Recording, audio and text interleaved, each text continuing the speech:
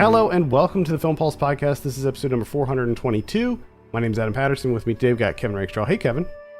Hello. How's it going? It's going all right. How's it going with you? I'm a little tired. I literally, 30 minutes before sitting down to record this, I got back from vacation, and it's been a long couple days of travel. So Ooh. it's been very tiring, but I'm glad to be home. And hopefully I'll be able to just relax for the rest of the day and recuperate. But I had a good vacation, so all good there. This week on the show, we'll be taking a look at the indie horror film Hellbender, which is currently making the rounds in multiple film festivals. I believe it's playing Fantasia, Fantastic Fest, maybe, I don't know if it's on Nightstream, because they just announced the Nightstream lineup. And I'm not sure if it's included in that. And then Grimm Fest, I'm not sure if it's on that either, but I know that it's really, pretty prevalent. Yeah, Also be... Sorry, go ahead. I was going to say, I think that's the reason we picked this one. Or at least I was more on it, because it was everywhere. It's everywhere. It is, yep. It's a very popular festival release. We'll also be going over some of what we've been watching, including some of the stuff that I've been checking out at Fantastic Fest this year. And we'll also be going over this week's new releases in theaters, VOD, and Blu-ray. Thank you so much for joining us this week. Please remember to review us on iTunes if you get a moment. That would be super helpful. With that, I believe that we can jump into our Hellbender review. Now, this is directed by John Adams, Zelda Adams, and Toby Poser. I have a synopsis here. A lonely teen discovers her family's ties to witchcraft. Now, if you think that that's interesting that there's three directors here, there's also three writers. It's a family-made film. I almost said it's a family film. It's not a family film, but it's a film made by a family. So you have Zelda Adams is the daughter of Toby Poser and John Adams, and Lulu Adams, their other daughter, is also in this. So it's a whole family business, really, which is cool. I think that's a really cool thing that they can, work on these movies together. If you saw their last movie was called The Deeper You Dig, which came out a couple years ago, and I was really surprised at how much I enjoyed that one. Really, it was like a lo-fi thriller, but it had some really cool ideas in it. And you can see that on, I believe, Arrow. That's on the Arrow streaming service. I know that, 'cause that's where I watched it. Also on Shudder. Is it on Shudder? And Amazon Prime. And, most importantly, Tubi. Of course.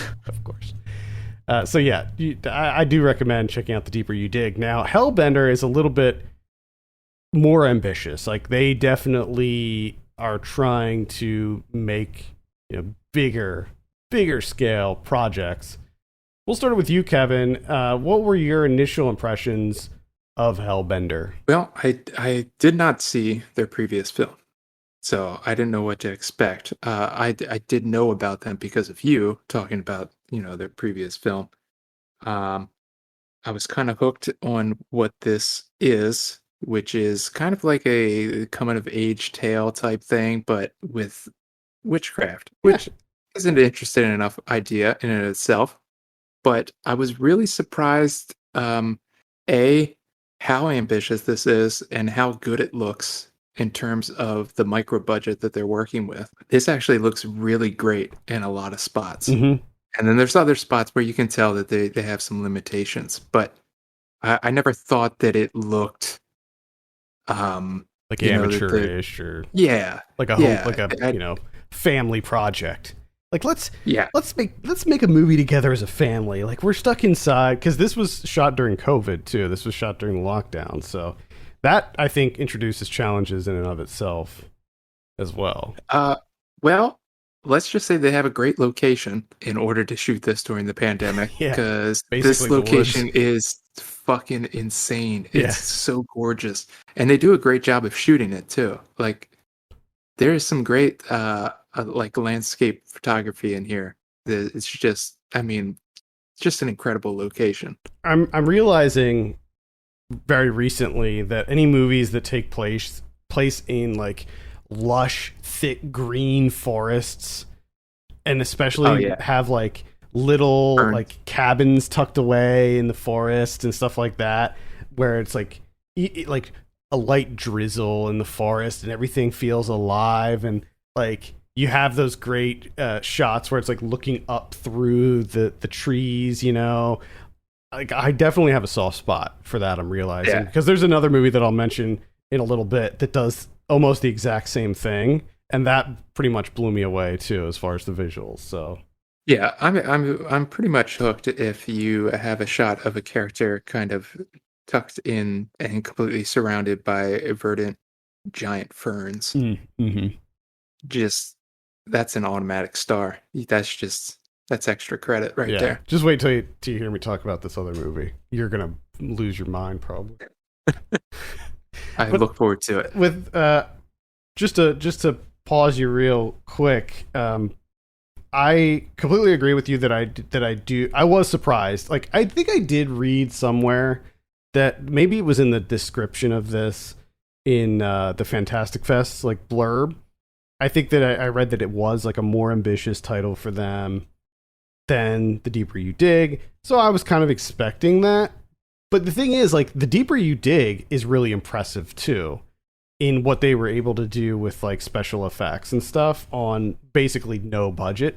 And this movie, they really outdo themselves. I mean, this is like a very professional looking movie, and like you said, a lot of it is gorgeous, and a lot of the special effects in this look really good. I mean, and not just like kind of there's like some kind of trippy, almost like psychedelic scenes in it, and those look fine too, but just a lot of the other sequences too, like just all of the different like rituals and spells and stuff. And then like when there's like some scenes where they like kill people, and the way that looks is awesome. I mean, just really impressive all around with the visuals and the special effects too. Like I was very impressed. Yeah, there's a number of things in here where you're like, oh, okay, this is like legit. Yeah. This is legit craftsmanship on a very small budget. Yeah. One thing that I'll say, I do have some criticisms with this. I think that this family, I think that they're very clearly non-professional actors. So they were also in The Deeper You Dig. At least Toby Poser and John Adams were. I can't remember if Zelda Adams was. I think she was. Yeah, she was in that too. She was the missing daughter, I believe. In fact, I know she was. So I don't think that they're the best actors. I think that they have a little bit of work to like sort of hone their craft as far as dialogue and line delivery and stuff. They're fine. Like it's passable, but it feels like that kind of low budget indie non-professional actor type of movie. Yeah. Yeah. But I will give them the bonus that they do seem to talk to each other like normal human Yeah, beings. because they're Which is an so actual nice. yeah. Yeah, Which is nice. indeed. Yeah. I mean the mother-daughter dynamic here is really good. It's great. Yeah, it's really good. I mean, it's obviously it's believable, but the way that Yeah, very the way that it's written is also feels natural. So just the dialogue in and of itself feels natural. I love that they're in a little like mother-daughter metal band, and apparently from what I read that like they wrote and performed those songs themselves, and so I think that that's really cool as well. yeah, they do it all. Yeah, And they do it all rather well. they're an incredibly talented bunch. I'll give them that. And they do some like, despite I think their acting abilities being a little bit lacking, they still do some pretty wild stuff in this movie, like some pretty gross stuff. Especially like every time the mom served dinner, I'm like, is that actual food? Like, is that edible? Like, you're eating like pine cones and twigs and shit. Like, Well, I think at one point they were eating like raspberry stalks, yeah, which they were. that's yeah, you Like Those are prickly. it was That's like terrible. Don't do that. I think it was the one scene when she was like she sort of had a vision that she was like eating a finger, and it was actually a raspberry stalk. It's just like, I don't think either of those two things are like edible, a little really. Just a little 2-inch stalk. Yeah, this is a raspberry plant. I liked the presentation, like the plating. Yeah, I thought that it looked really great. It looked like something that you would see in like one of those like rustic, like fancy restaurants where they like cook they cook everything by like burying it in the ground, you know, and then digging it up and serving it to you that way. And I just put like twigs and pine cones and shit on the side as like garnish. Yeah, that was the other thing. I think their one meal was a pine cone. It was. I like the idea of just eating pine cones as a meal. What's wrong? You haven't touched your pine cone. At least season it. Something. Yeah, put some Mrs. Dash on there, for God's sake. Yes, so I really enjoyed the mother-daughter dynamic here, and I think that also it does. I think that it's a movie that's well paced in that you're learning more about her background and her abilities and all of that stuff as she's discovering them. And the other thing that's I think is great is like a lot of times you'll have a movie like this where it's like, oh, it turns out she's a witch, but you don't really get to see like they're a witch, but they're not like, you know, like a fantasy witch. You know what I mean? Like they might be able to like do some spells or something and maybe it'll affect somebody, but these women are like legit, like they have superpowers just straight up. Yeah. And I really liked that they decided to make them like super powerful. I think that was a cool idea. I love the fact, and I think this is the thing that I like the most about this movie, outside of the effects looking as good as they do, is the fact that they might not have shown you all of it, but you can tell that they have this, like the history of this, like the generational history of the witches, what the witches can do, the various recipes that they have in order to create spells and gain new powers. Like this is really well thought out. Yeah, they have the whole thing figured out. You can definitely tell that they know that they like mapped out the history, the family tree, as it were, like with this, because you do get that intro that sort of sets the stage, and then there's all these other like hints about like their lineage and stuff like that, and then of course what happens at the end too, which I think was an interesting way to conclude the movie. Yeah, which I also found really interesting in the terms of the coming of age.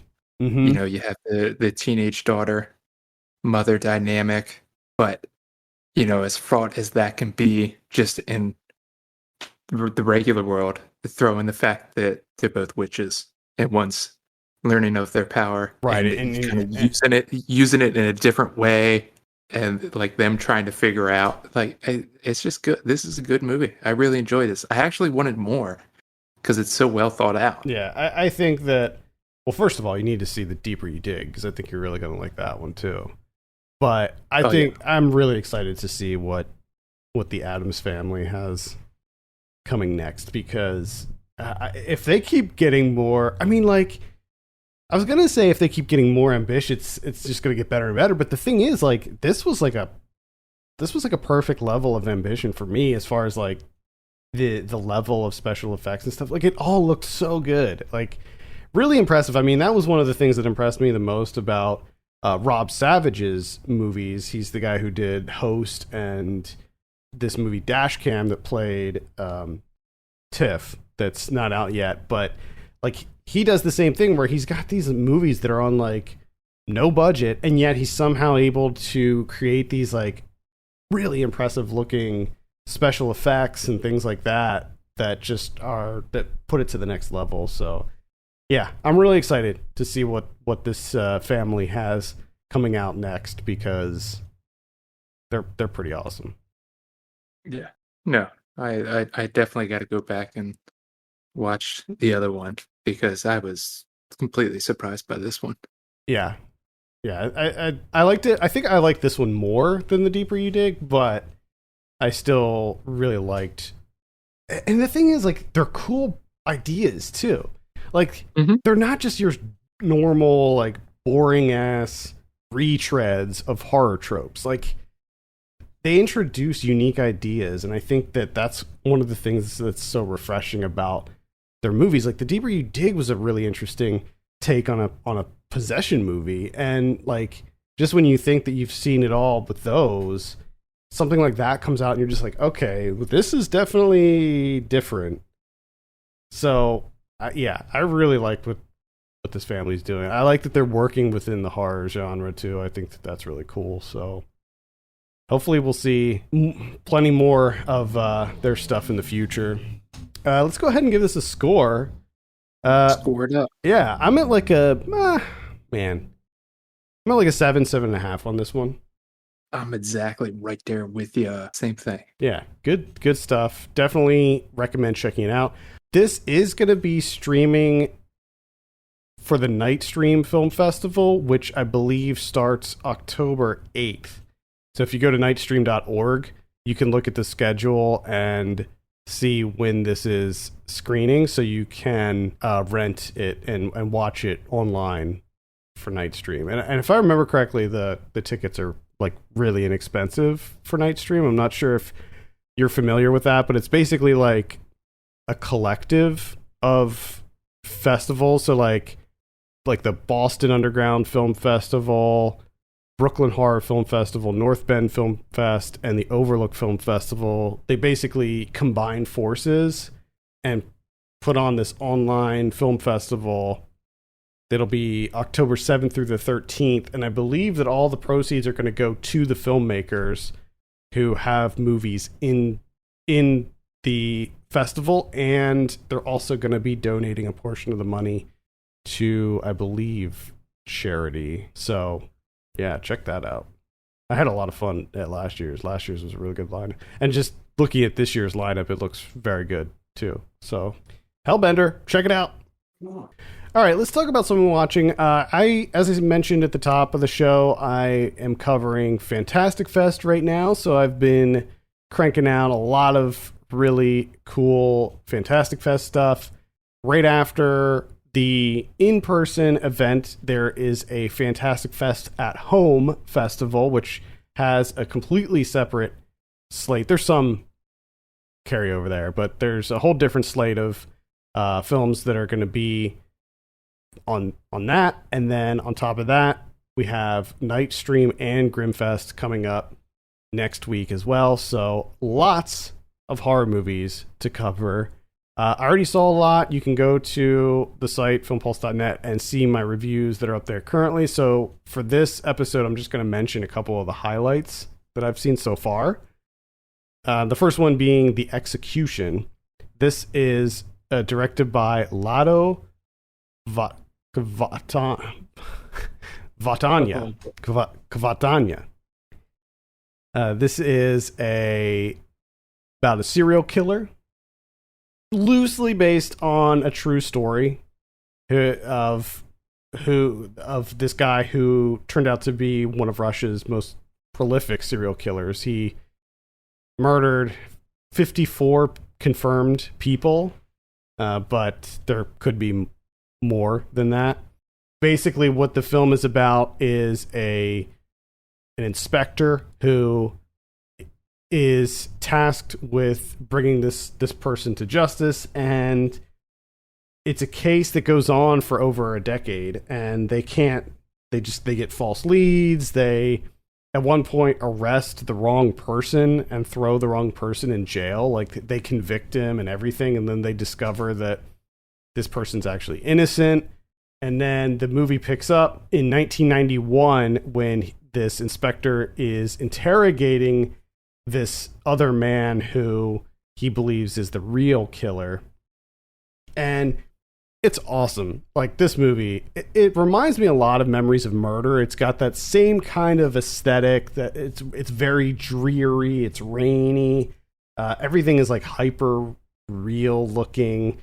And it takes place, so it jumps back and forth between the beginning of the case versus the present, which is 1991. So it'll jump back to like 1986, and it'll go to 1979, and then it'll go to 91, and it's told in this nonlinear way, but the way in which it's told is really awesome because it keeps certain truths hidden from you, so that it sort of, because it's told in a nonlinear way, when the big twists and reveals and all of that do happen, it's like it packs a much bigger punch. And where it goes, the different turns that it takes, it's pretty awesome. And I definitely recommend it. Again, this is called The Execution. Hopefully this will be coming out at some point this year, but this is a Fantastic Fest at home title, so you will be able to screen it online. And Kevin, you'll definitely like this one. Nice. I look forward to it. Mm-hmm. I saw the Netflix horror movie No One Gets Out Alive. How is this? I was wondering about this. This is, I was surprised by this. I enjoyed it a lot. It's fairly standard for the most part. It's just an immigrant. This young woman comes to America, Cleveland specifically, and she has a job, and she's trying to save up enough money to get papers so she can get like an actual job.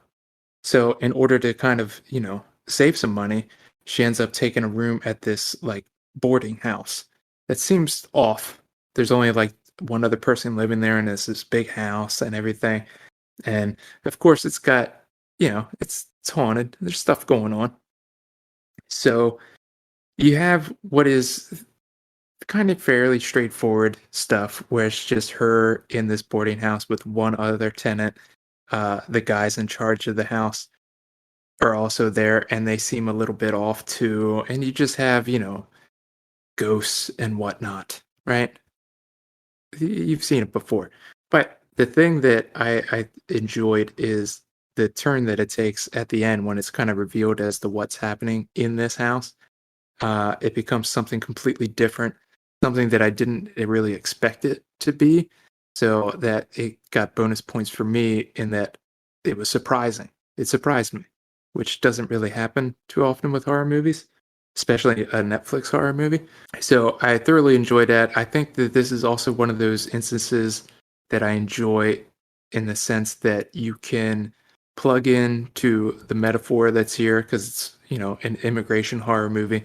So you can plug into the metaphor and enjoy it and get, a deeper meaning out of it. Or you can just turn that off completely and just go into it as a, entertainment film. And it works that way too. Cool. I'll have to try to add this to my growing list of Halloween October watches to try to get through. I'll be interested to see what you think of this. Yeah. Again, that's No One Gets Out Alive, and that is on Netflix. The next one I saw at Fantastic Fest was VHS 94. This is, if you're not familiar, it's an anthology series. This is the fourth one in the series. It's been a while. It's been like, I want to say 6 years since the last one came out. And the last one was bad. Like, that was, I looked back at my review for the last one, VHS Viral, and I gave it half a star. I really hated it. I remember really not liking it.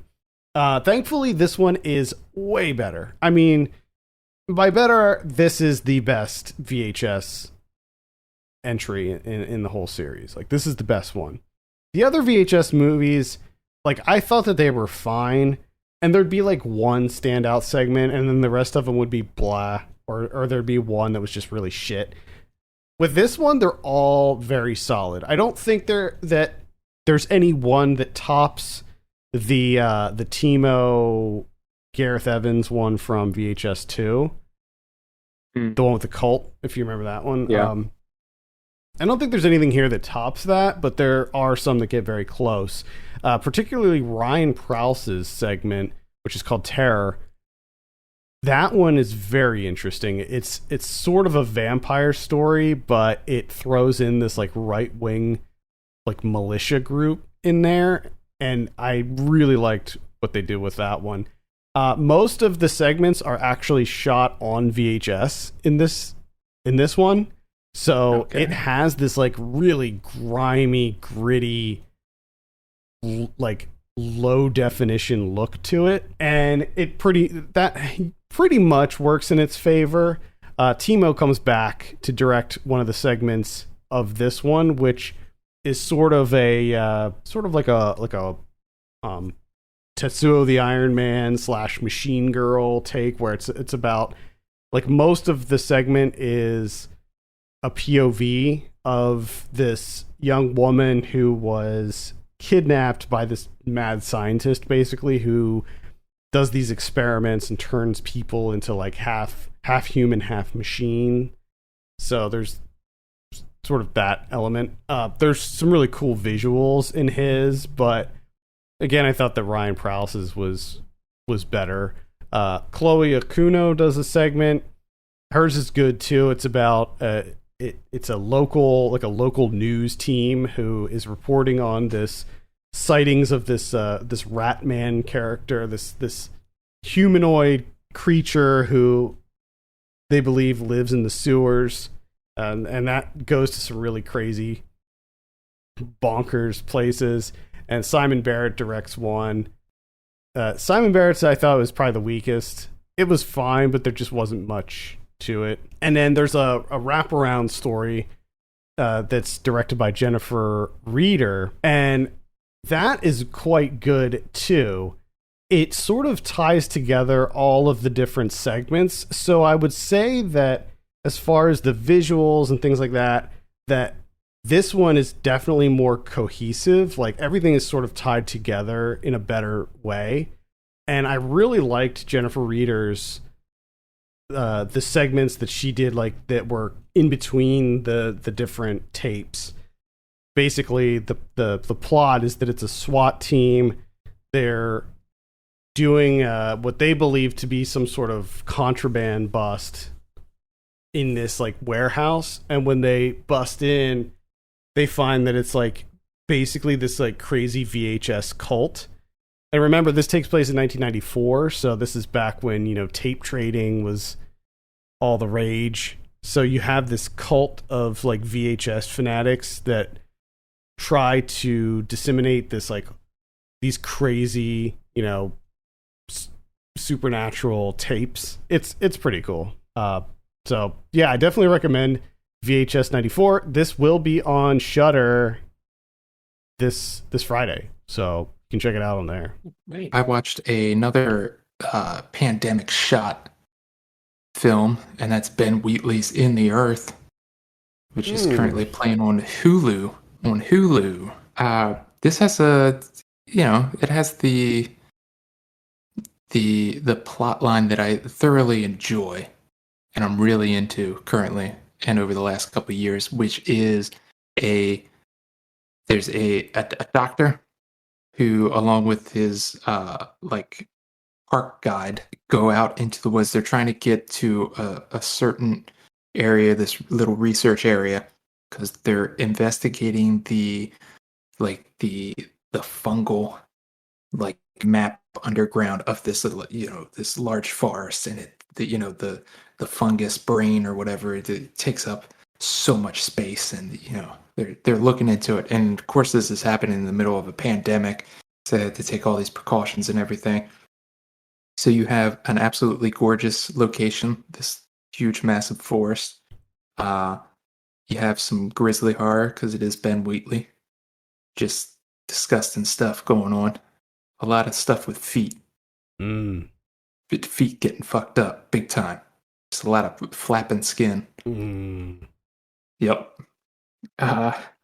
So of course, there's a researcher who kind of loses it and figures that she can communicate with nature, or she's trying to communicate with this this large fungal brain, right?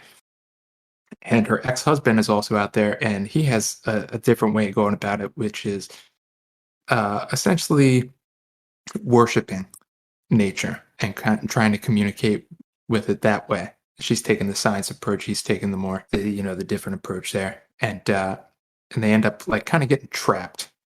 And the fungus does communicate with them. All very interesting. And for a movie shot in the pandemic, it looks pretty good. But the main issue that I have with this is a lot of it, because there's a lot of psychedelics going on, as you can imagine with the fungus. Mm-hmm.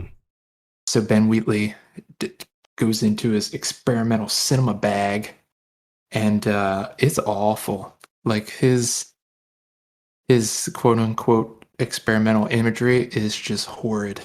Ugh. It is very amateurish. It looks like the work of like an 18-year-old that just discovered it. Like, oh, I'm gonna do fractals. It's rough. And of course you have like the ink, the colored ink being dropped into water. Ooh. And all that shit. And it's ugly. It's ugly as hell, and it happens a lot. And it just really, for me, it just kind of ruined it. Really, that's why I haven't seen this, because I was afraid that that's what it was going to be. There'd be this heavy reliance on the surreal, like trippy mushroom scenes, and I wasn't having it. I will say that it doesn't take up a lot. I mean, it gets a little bit heavy towards the end, but man, it's so bad looking. That's unfortunate. That sucks. All right, well, that's In the Earth on Hulu, right? Hulu. All right, well, keeping with the sort of Mother Nature themes here, one movie that I saw at Fantastic Fest is called Glasshouse. It's like all one word, Glasshouse. So what this is about, it's a post-apocalyptic thriller that takes place after a pandemic, or actually during a pandemic. And, excuse me, basically it's a toxin in the air that gives you dementia. So if you breathe in the air outside, you begin to lose all of your memories. And if you continue to be exposed to it, you basically just become a nothing, just a husk. Like you can't do anything. But if you're exposed to it for just a little bit, you might forget some things, but remember most things. So there's different degrees based on how long you've been exposed to it. But, and as far as we know, the entire world is like just being ravaged by this horrific airborne toxin. But in the woods, like tucked away, there's a house that's made of glass, and in it is a family. You have an older mother, 2 daughters, and a son. Or sorry, 3 daughters and a son.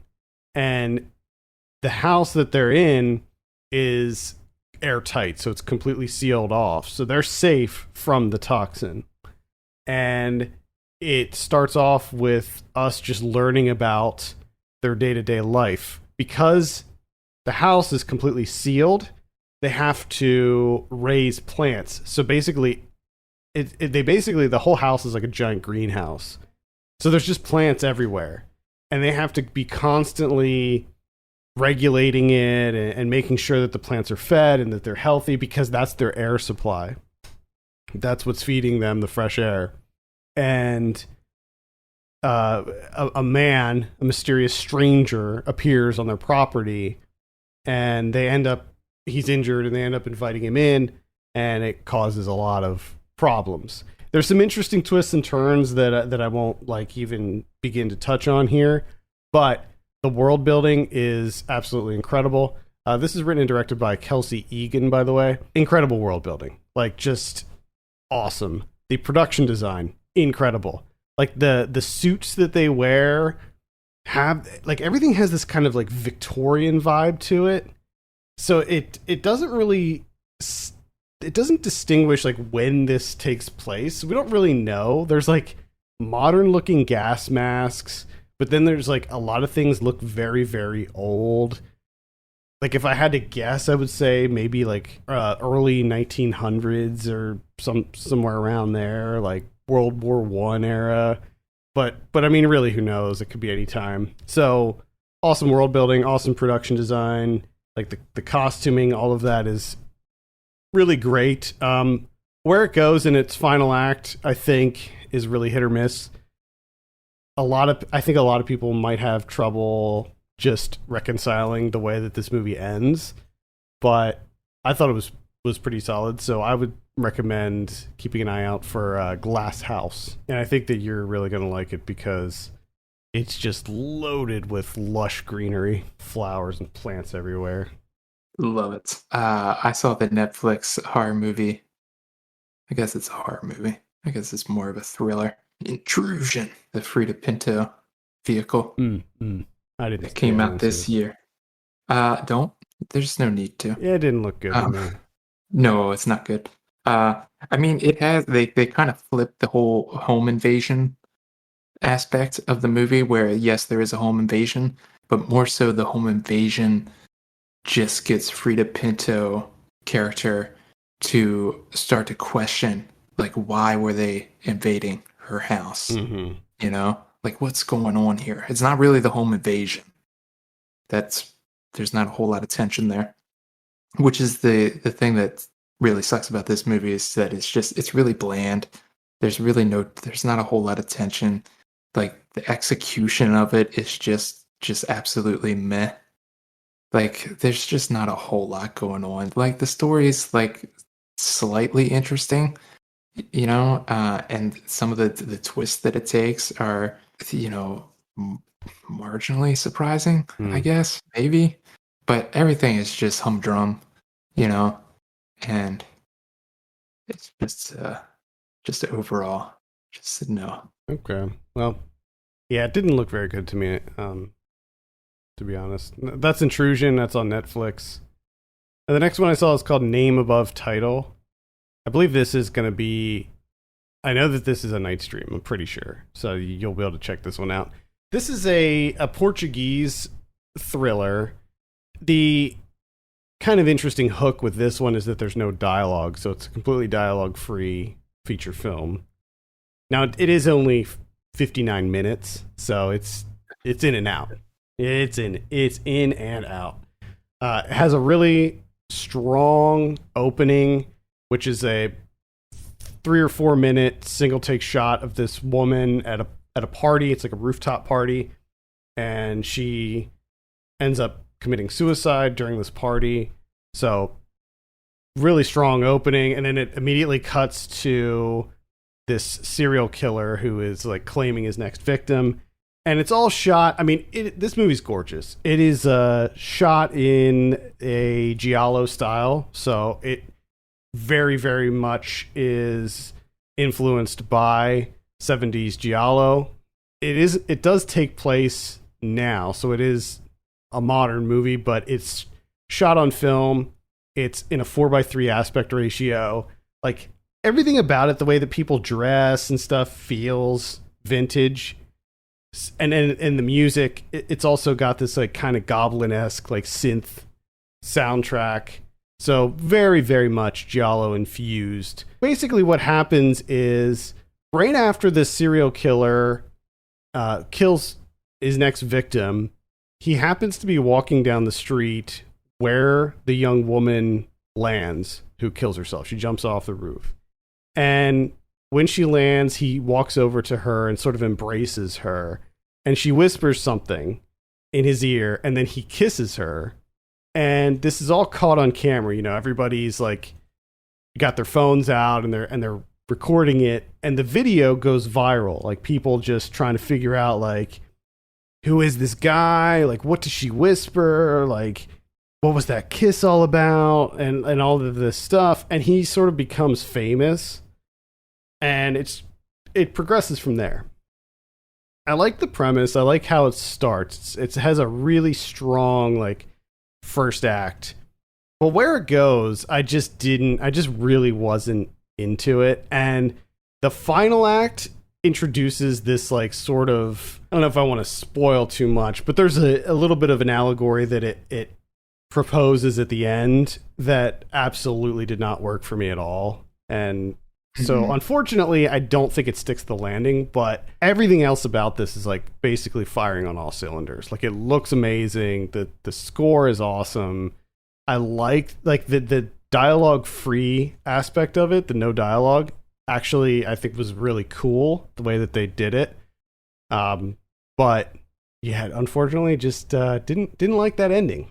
Didn't quite stick the landing for me. Mm-hmm. But again, that's called name above title. The only other thing I'm going to mention is Invasion of the Body Snatchers from 1978. Philip Kaufman. Ah, okay. Finally watched this. 78 so I finally version. watched the 78 version. You got crazy cast here. Donald Sutherland, Brooke Adams, Jeff Goldblum, Leonard Nimoy, Veronica Cartwright in there. So this is really good, as you can imagine.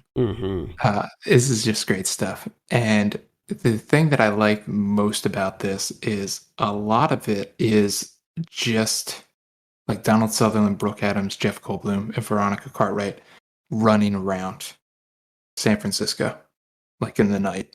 It's just them like running from things as more and more people are being replaced, you know? And the fact that Philip Kaufman was able to make that like extremely visually interesting and captivating, with playing with scope and with playing with shadows and just so many different angles going on here. I mean, you got camera angles of I mean, just every which way. You got slanted like 45 degrees. You got like a complete sideways view. You got all sorts of stuff going on. And it's like that throughout, you know, just like people popping their heads through doorways. And it's like, okay, let's just make this visually interesting, you know? And it's just that kept me captivated throughout. And then on top of that, you have a great story and a great cast. Like, I mean, what more do you want? And now I finally understand that picture I always see of Donald Sutherland pointing with his mouth open. Yeah. Like, that makes sense to me now. The classic Sutherland meme. Which is a weird place to be now as a movie watcher. Like, as soon as that scene was set up and he's like walking and I kind of like noticed the background and what he was wearing, I was like, oh shit, this is the infamous Twitter thing that I always see. It's coming. Yeah. Nice. Okay. I just have a couple brief ones that I can mention here. One is the Timekeepers of Eternity. Now, I didn't really know anything about this going into it. Like, I knew nothing. Like, all I knew is I read a brief synopsis, and then I start watching it, and it's this black and white movie, and it looks really interesting. And I'm like, man, how did they do this? This looks really interesting. Like, the style. It's like black and white, but it's got this kind of grainy look. And then I start noticing the actors. And I'm like, wait a minute, like, this movie, either these people haven't aged at all, or this is like an older movie.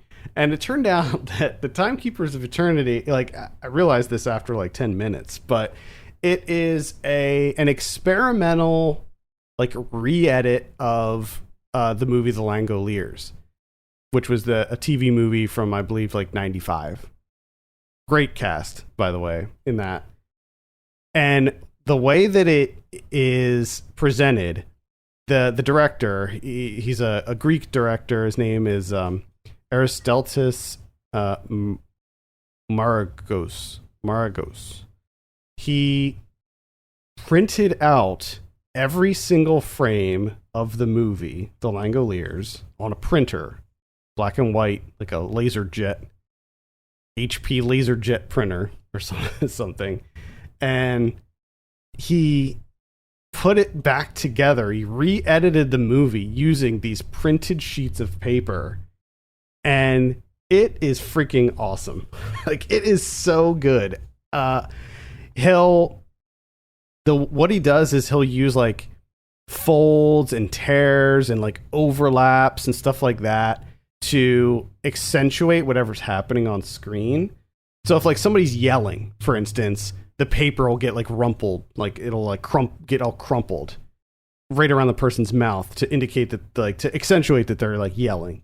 Or basically the re-edit of this movie focuses on Bronson Pinchot's character as he goes gradually more insane. If you're not familiar with the plot of this movie, it's about a flight where the passengers discover that almost everybody on the flight has just vanished. And luckily, there is one of the people who survived, who remained, and he was a pilot, so he was able to land the plane. But when they land, they go into the airport, and everybody in the airport is gone too, and it's just them left. And they need to figure out what happened, and all the while they hear what sounds like a monster or like a group of monsters making their way closer to where they're at. So they need to like figure out what's going on before these creatures get to them. And the re-edit of this really focuses on Bronson Pinchot as this like douchey businessman as he slowly loses his mind. And it's so fascinating. It's an experimental film, so it's not something that I think is going to work for everybody, but I thought that it was incredibly unique, and I highly recommend it. It's only 64 minutes, so if you remember this being a Stephen King adaptation and a TV movie, the original one was 3 hours long, so he distills everything down to 60 minutes, and I mean, it's something else. So highly recommend The Timekeepers of Eternity. I think that you'll also appreciate this one, Kevin, just for the uniqueness of it. Oh, I'm so on board. It looks like, when I first started watching it, I'm like, man, it looks like this is an FMV game from the 90s. That's what it looks like. You remember like FMV games were like super compressed and they looked so bad and like grainy? Like that's sort of what this whole movie looks like. It looks like a cutscene of a 90s FMV game. And I'm 100% in it. The last one I'll mention is one called Samuel's Travels.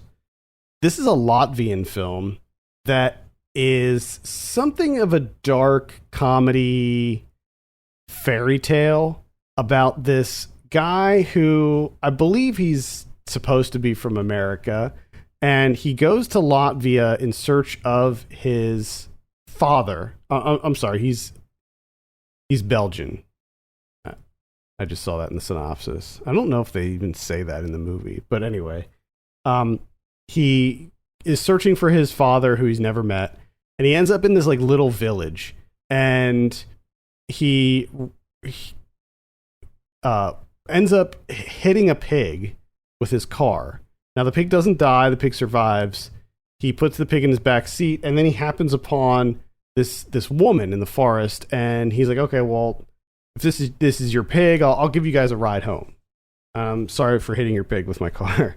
So he takes the woman and the pig back to their farm, and she gives him a drink, and it turns out that she drugged him, and he wakes up and he's chained in the barn, and it turns out that this family decides that they want to basically keep him as a slave to take care of their pigs. And so the whole movie is him just chained up in this farm, learning to take care of pigs. And he forms this like not weird, but this bond with these pigs. And they like start to sort of communicate with him and like follow him around. And he becomes like the leader of these pigs. It's a very bizarre movie. It doesn't always work, but overall, I think that there's something undeniably charming about it, even though it is often slightly grotesque in like what happens. So it's definitely unique though. So that's why I mention it. It's not something that you're likely gonna have felt like you've seen before. So I think I would give it a recommendation. Again, it's called Samuel's Travels, and it's a weird one. Yeah, sounds like it. But it's funny. Like it's funny. Weird, but funny. That kind of like slightly absurdist. I think you would like it. I'll definitely check that out. Yeah, I think you'd like it. I just read about him, and I think like his last feature film or something, and I was like, oh, this looks pretty interesting. I said that was the last one, but I just have to mention this other one. Oh, I know. I'll make it quick. I promise. It's called The Sadness. This is directed by Robert Jabaz. This is a Taiwanese film, sort of a zombie movie, but not really. If you've read the comic book Crossed, it's pretty much an adaptation of Crossed. If you're not familiar, what that is about is this disease that infects people and makes them basically just act on their most like sadistic carnal desires. And that's what The Sadness is. So it takes place like after a pandemic, which they don't say. I mean, it's very clearly COVID. They don't say it in the movie, but it is 100% clearly COVID. And what happens is you have like anti-vaxxers and stuff like that, anti-maskers, and people who are, rallying against the vaccine and all this stuff. And then what happens is it mutates. The virus mutates, and what it causes people to do who get infected is basically go nuts and only act on their carnal desires. So they're just like murdering people, sexually assaulting people, and it's horrific. And you have an idea, again, if you've read the comic book Crossed, you have an idea of just how depraved people can be, at least in these fictional worlds. Hopefully not the real world, but probably the real world. And it is really crazy. It's probably one of the craziest movies you'll see all year. It is over the top, gory, batshit insane. Like, they pulled no punches in this movie. It's pretty incredible. So if you're into like crazy, violent, gory movies, The Sadness is one to check out. It is absolutely bonkers, and I highly recommend it. All right, let's take a look at what we have in theaters.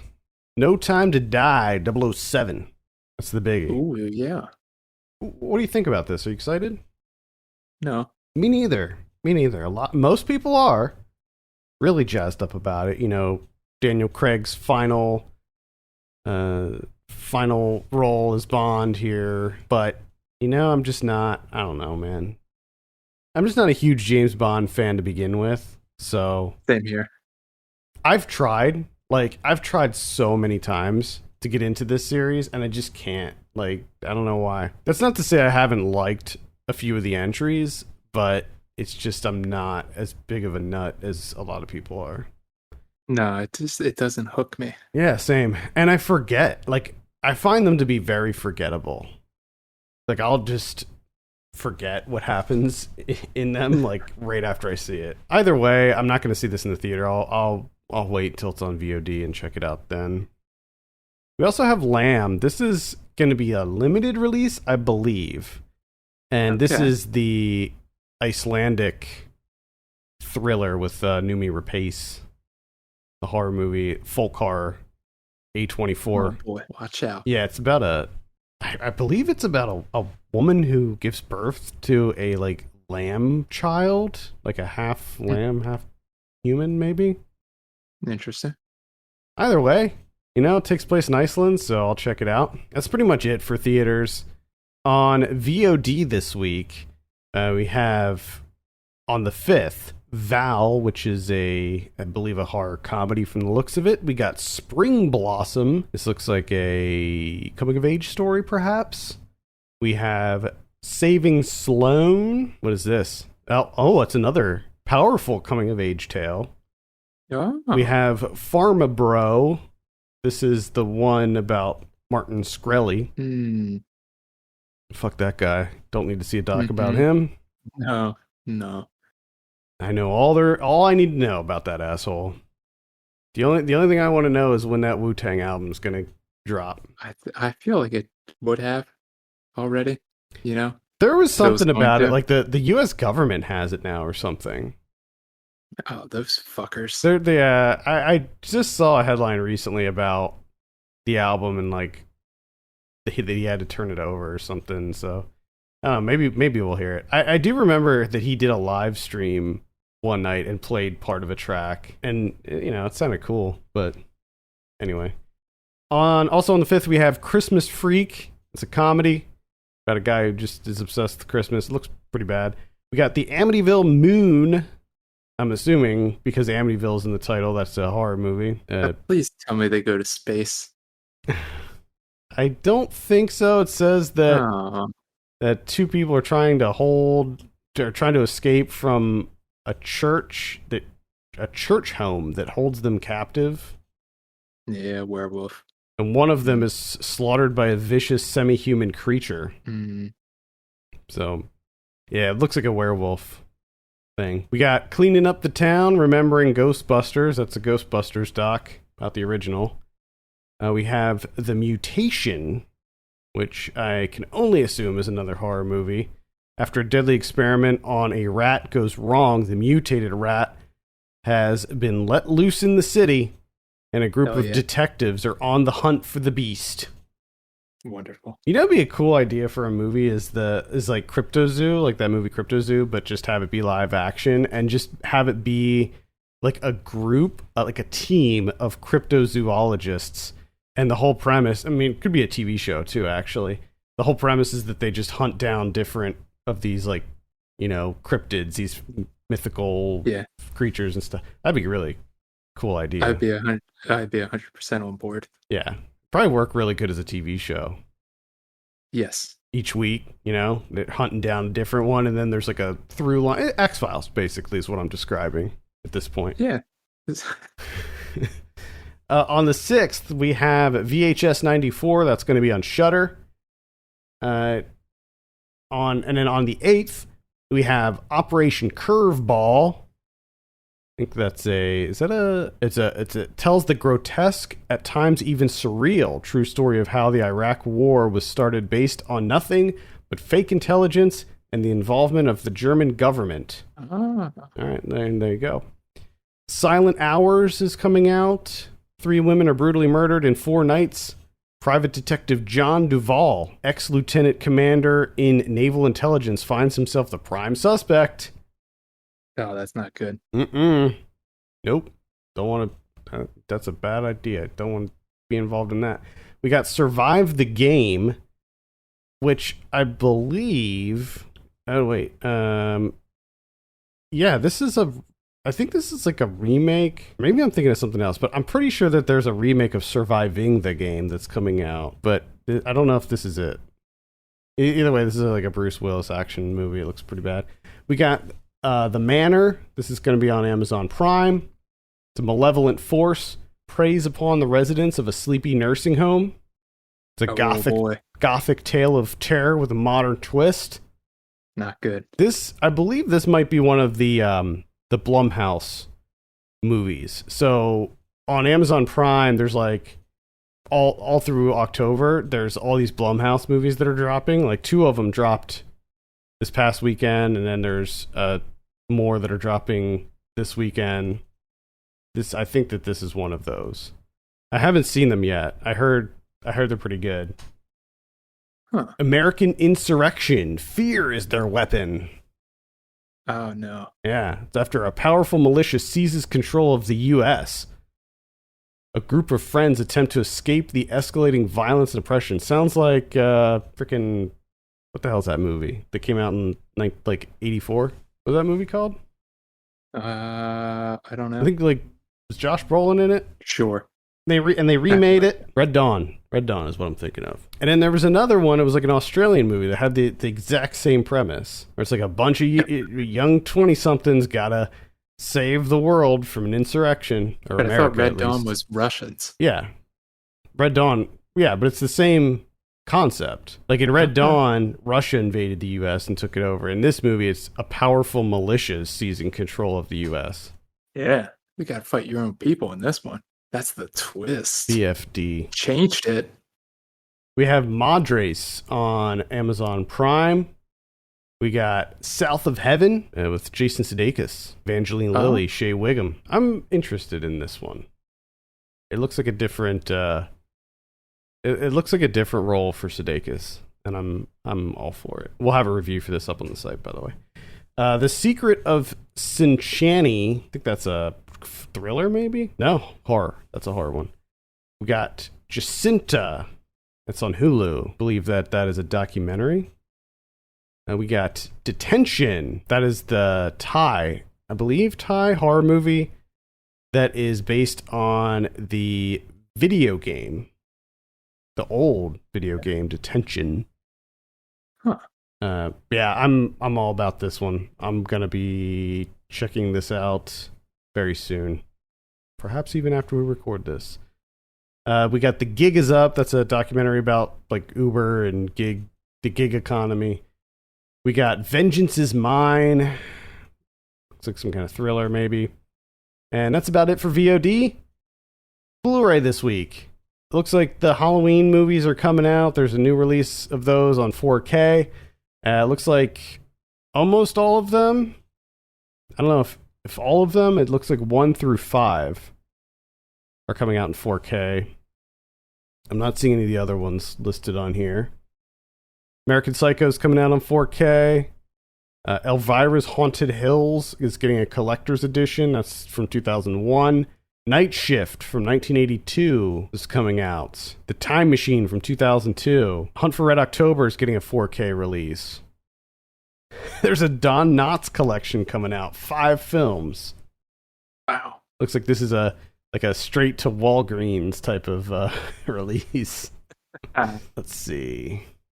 The Victim from 1972.